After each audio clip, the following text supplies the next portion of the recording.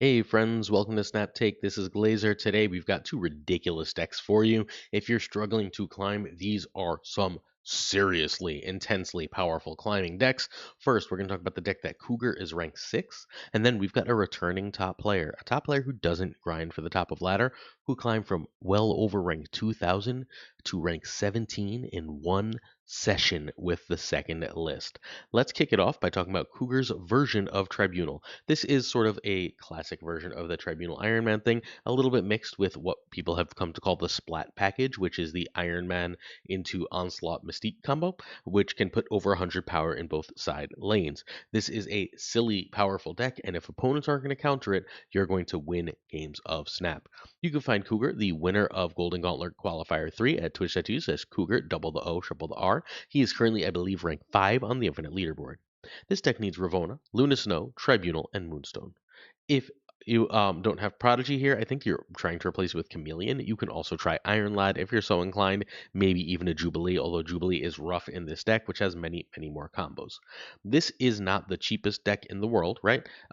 We do have Prodigy, Luna, and Moonstone, but we also have Ravona and Tribunal. So this is something that you can afford, something that you can save up for without like everything falling apart. This isn't going to be the most expensive deck. It is what will cost you a grand total of 4 Series 5 cards. Unfortunately, none of them are Season Pass cards, so like you actually have to get them. But they are cards I feel like a lot of people have. There are some older cards, some more commonly owned cards.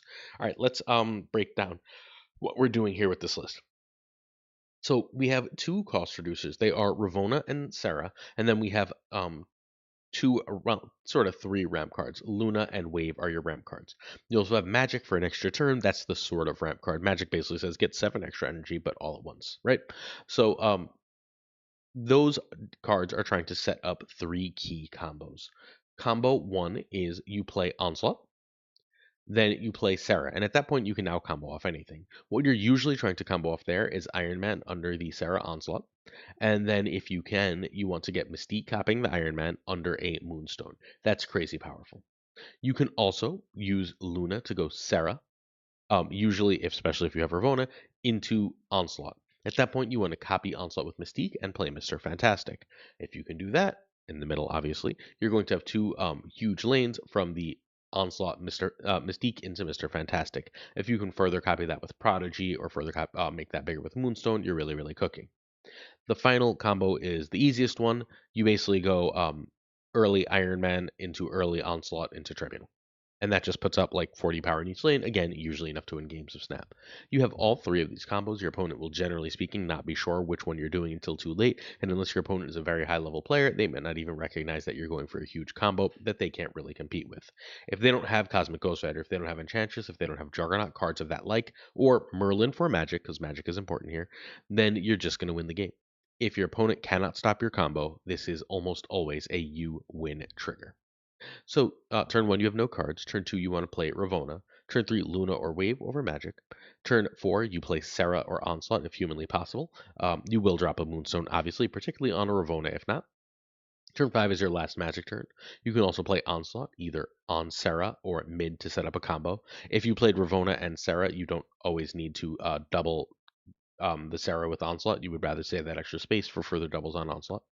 You can also play Sarah or Iron Man on this turn. Sarah's still really good here, especially again if you played Onslaught early thanks to Wave. Iron Man into Onslaught is good, especially if you have Tribunal. And then turn 6, you decide which of the combos. And of course, any of this can be pushed up one turn to 7. So Onslaught, Iron Man, Tribunal, one lane, just nice and simple, tons of power, win. You can go even bigger if you use cards like Prodigy or should you have extra turns and so on. The other is Onslaught Moonstone. You copy the Onslaught or Moonstone, and then you play Mr. Fantastic under them, mid.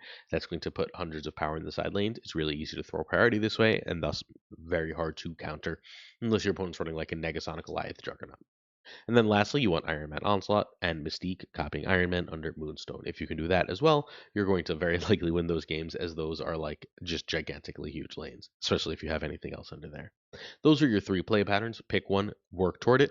If you play good Marvel Snap, if you play clean Marvel Snap, this combo of the classic Tribunal, which is Onslaught Tribunal Iron Man, with what has become known as the Splat combo. To me, it's always going to be the Ryan Wood combo because our good friend Ryan Wood YouTube started featuring this deck ages ago. This was like the first deck he became known for. He's a really great YouTuber, Ryan Wood. Snap if you're interested. So he featured this before Splat, and then Splat popularized it because Splat's a top player who's fairly popular. Um, Very well liked person. Hi, Splatty. So the Splat combo, the Wood combo, both of those created the Onslaught Mystique Mr. Fantastic thing. Um, Wood was doing it with a bit of Ms. Marvel in there, if you're ever interested in trying that version. But this list is super strong. It's really powerful, it's really effective, and I give you all the urging in the world to, if you're not seeing a heavy counter meta, if you're sick of losing to stuff like Man Spider, this is a deck that, unless the other deck completely, like, utterly crazily combos off or hard counters you, you just win. Next up, we're going to get to this Wild Climber deck. It is like the ultimate in mid-range, but before we do, if you like the content, please hit that sub button. It would mean a lot if you're willing to help support us by pressing that one simple button. If you sub, you help us. It's just that simple. In addition, we're giving away a Spider Punk this week. We actually gave away one yesterday at random. We're going to give away another one at the end of the week. All you got to do is sub, like, and comment. I'll ask you a question before the end of the video. You answer that, you're entered to win Spider Punk. Nice and simple.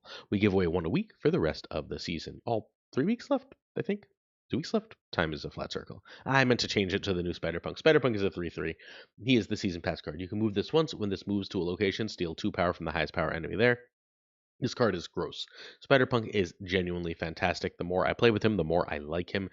If you have one other mover with Spider-Punk, he's playing for 711 in power. 711 in power is absolutely great, especially because he's so cheap and easy to move in extra time. Sometimes it happens just by accident because of location, stuff like that.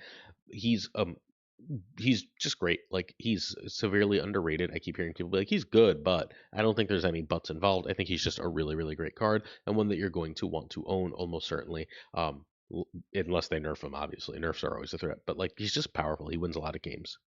He has brought back, well, our friend Vane has come back to the game first. Vane Helsinger was a top 10 player several seasons in a row, and then he stopped playing nearly as much. Still hits Infinite, but doesn't really play as much. He now comes into Infinite in the thousands. He came into the Infinite in the thousands, and in one session, one day, grinded from the top, from below 2,000 all the way up to rank 17. Upon me recording this, let me take a quick look at my messages. Nope. No new comments from him. Rank 17 last I heard with this very list. And this list has a bunch of combos, and he was kind enough to both write up the turn by turn and give us the tips. I'm going to tell you right off the bat, we're actually going to just skip. Ooh, look, the card replacements. You know what card you can replace in this? None. I'm really, really sorry. You can try Enchantress for Cosmic Ghost Rider. I think you actually just need Cosmic Ghost Rider Red Guardian because of the way this deck works. You need those counter cards hyper specifically to make sure the things that can beat you don't beat you. You can maybe try Shadow King for Red Guardian. Outside of that, I would not suggest making any changes to this list. You are going to need these cards, which means this is an expensive list. Or a reasonably expensive list, right? Like, it looks more expensive than it is. Aranya is Series 5, that's expensive, right? Series 5s are expensive. Cosmic Ghost Rider Series 5, that's expensive, but it's a card you should probably own. And Hydra Stomper is Series 5.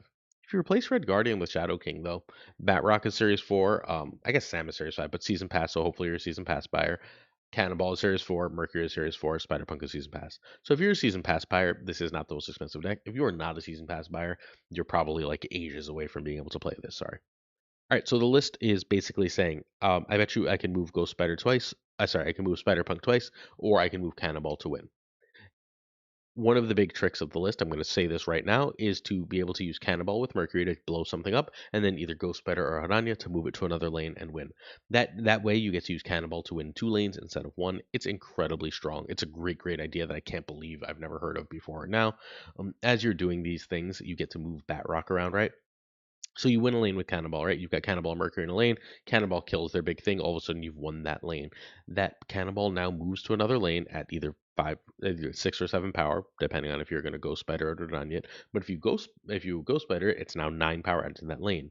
If you have space, you're also going to get the Batrock moving to that lane, and now you've just like shifted a ridiculous amount of power. You shifted 9 plus probably about 6 to 8 power, so you shifted about 17 power without any real trouble. That's the use of the Aranya Ghost Spider toward the end of the game. In the earlier portions of the game, they turn your Spider Punk into a 311. That gives this deck 311 in Spider Punk power and about 311 or more in Hydra Stomper power. Spider Punk only really synergizes outside of sorry, little bug. Spider Punk only really synergizes outside of the Aranya and Ghost Spider. with himself, like his own self as an early play, although he is +1 power on that Hydra Stomper. The other thing you get to do, though, is you get to build a big Hydra Stomper. You have the Sam Wilson, you have the Silk, you have the Craven, you have the Batrock. Then you can make a big Hydra Stomper.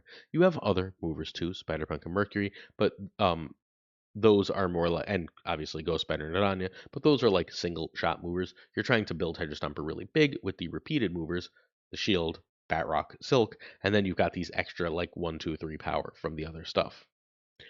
This deck is doesn't go taller than everything. Right? Oh, sorry. We also scale upward as we're doing this while we're playing Hydra Stomper and Punk as our power threes. We have Sam Craven as our power twos and Batrock as a power one. Just a bunch of cards that gain power as they play. We are not dead to tech by any means with this list as a general rule, thanks to Red Guardian, thanks to Mercury, thanks to Cosmic Ghost Rider. Again, if you're seeing all Man Spider, I'm rarely seeing Man Spider anymore at Infinite. Change Red Guardian to Shadow King. Outside of that, this should be fairly settled. Um, Mercury says I'm plus against move. Cosmic Ghost Rider says I'm plus against combo, and Red Guardian says let's damn sure that combo. Like that previous deck is going to have some real trouble against us. It's just that simple. That's the list, right? Like I believe that's every card, and we talked about Cannibal. Yeah, that's every card on the list. That's how everything here works.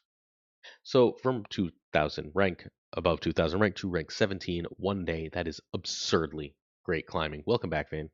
All right, so turn one Batrock, unless you have Aranya with Punk and no Sam. If you have Sam, you're going to play that Batrock, right? If you have Aranya and Spider Punk but no Sam, um, you're going to play Aranya. Turn two Sam over Silk over Craven. Turn three, if you can go, you will play Sam with Batrock, Craven with Batrock, or Silk with Batrock over Stomper or Punk, and you'll play Mercury if you're against move, and you can just drop Mercury if need be, especially if locations or something tell you to. Turn four is usually an off curve three. You'll play that three with a one if you need to. If you don't have a three that makes any sense, 2+2 is fine because there's a lot of games where you need Silk because Silk makes Hydra Stomper so big. Turn five, Cosmic Ghost Rider. If he's going to shut down a combo, feel free to play it. You can also play Hydropunk or a Stomper plus a 2-drop. That's a really, really good play at this point. You play Spider Punk with you Aranya Spider Punk, you get that move, and then you play a 2-drop and you're pretty good to go. If you're going to need to Stomper on 6, you can Cannibal now. Turn 6, Stomper and Punk, or Punk plus Ghost Spider and a 2. Those are both fine plays. You can also play Stomper and Ghost Spider plus a 2, just fine. Or you can play Cannibal and Ghost Spider. That's it. That's the list. All right. So we have some tips. Always play Spider Punk last on any given turn in case you decide to Ghost Spider it. Remember, Ghost Spidering it will turn it into a 311. That is insane stats. The best Aranya targets are Spider Punk and Cannonball. I don't think it's especially close in these instances. Spider Punk obviously gives it that extra 4 power, and Cannonball can be game winning. Keep Silk Clog in mind, but you've got Punk, Mercury, Sam Shield, and Ghost Spider to prevent it. So make sure that you are like, if Silk Clog's here, I can stop it this way. That should determine how you move it and where you put your cards. And finally, 20 plus power can move on a single Ghost Spider. So keep your Ghost Spider in mind. It is the key card to stealing cubes. It is the key to a lot of the climb. This deck is brilliant. Props to Vane. I hope to see this all over the meta because it so freaking Lucally should be. It's been a while. I guess it hasn't. Someone told me last week I did. But it feels to me like it's been a while since I've dropped a deck and everyone just started playing it and it took over the meta. This is one that should really take over the meta. The little move package on top of the Cannonball Mercury thing just means that this basically answers everything. Again, if you're worried about Man Spider, A, you have Cannonball Mercury, so you can just blow it up, right? But B, you can also just make Red Guardian Shadow King, and you're good to go. There's a lot of Victoria Hand right now. Victoria Hand is in this incredible place. We'll cover a deck of that soon. Victoria Hand is in this incredible place, so keep an eye out for that. That's why Red Guardian and Cosmic Ghost Rider over Shadow King for top meta. That's it for the new decks of today's video. If you're interested in checking it out, I do raid content too. I really enjoy the game. I know it's a meme and everyone goes blah blah blah. I hate it. Most of those people haven't played it. If you play it and you can get past the very early game and like the annoying pop-ups suck, then you're gonna have a really good time with the game because I am having a really good time with the game. If you'd like to join me in playing, check out one of my raid videos. I'll have one up later today. If you enjoy it, watch it and then watch more and download the game. You can get $200 in free stuff from my promo link. In addition, I should be live tomorrow, finally, at twitch.tv/PulseGlazer. Sorry, I haven't been live mostly this week. Things went a little crazy with the videos. There was a mistake in publishing a video, and if you're on the Patreon, you saw an extra video that was never published on the YouTube. Um, a video came out that was never published, and then I fell behind, and so I've been recording these videos like almost right before they go up, which means I don't necessarily have time to stream because I'm recording the videos instead of streaming. So I am sorry. I should be live. I'm hoping to take the rest of tonight to get caught up. Assuming that I can get an extra video done tonight, I'll be caught up by tomorrow and ready to go live. So hopefully you'll join me for that at twitch.tv/PulseGlazer. Finally, our season pass question is really simple. Want another top decks for Infinite video? I covered the top 10 decks for Infinite right at the start of the season. I can do that again if many of you are struggling to hit Infinite and would like to know what the best decks to do so are. Let me know if you're interested. Finally, certain tier support on our Patreon come with honor. Thanks. If you'd like to join our Patreon, check out patreon.com/snapjudgments. Thank you to Jonesy Snap 22, Abigail Geeson, Mandatory Burnout, LEB, Inc., I Am Frostman, Ironcloak, Hota Navidete, Prime Ryan, Ryan Burke, Ryan Wood, Snap, A, Ren Wrench, Vera, Group Math, Gopher Kev, Kertix Lee, Koire, Kazushi, Archangel 3K, Black Dahlia, Parokotsi, Code, Hallowed Synth, Vedic, Absolute Shan, Durday, Dark, Moogle, Mr. Kerfuffle, Cables, Jinja Prime, Fele, Haplo, Canalogans, I don't know where this accent came from, The Bizza, Black Jeebus 23, Skippy G, and Jessica Campbell, Slush Death, the Tinkerbells, Brup, The Great Kazoo, Werewolf, Capsulo, Colt, Clam, Colonel Foreman, David Moo, Wingfield, Stephen, Ryan Carpenter, James Martin, Jason B, Matt B, William, Billy, Nix, Ray Sean Swift, Charles Washington, Corin, John Q, Jim McHugh, Get Stout, 8th Stage, One Big Man, Cactus Jack, Steve O, 1 through 1, Marco, Ted Bro, Good Rojo, and of course, Snapchat says Doe, Bickety Boom Bop, Bricks Do Click, Aku, Ocularis Green, Goblin Flan, Fidget Spectrum is Who, Only Fox, Matt, DJ, Mike Edgix, No Freaking Flex, Nick, Doug, Greek Geek, Toxic Soul King, King Hello, JJ, Demet Falcon, Father Newman, Two Ties, Great Letters, The Parking Tucker, and of course, Gunny T. The T stands for Snap Judge Mements. Thank you. See you tomorrow. I'm going to record that now. Well, find decks for it. Peace.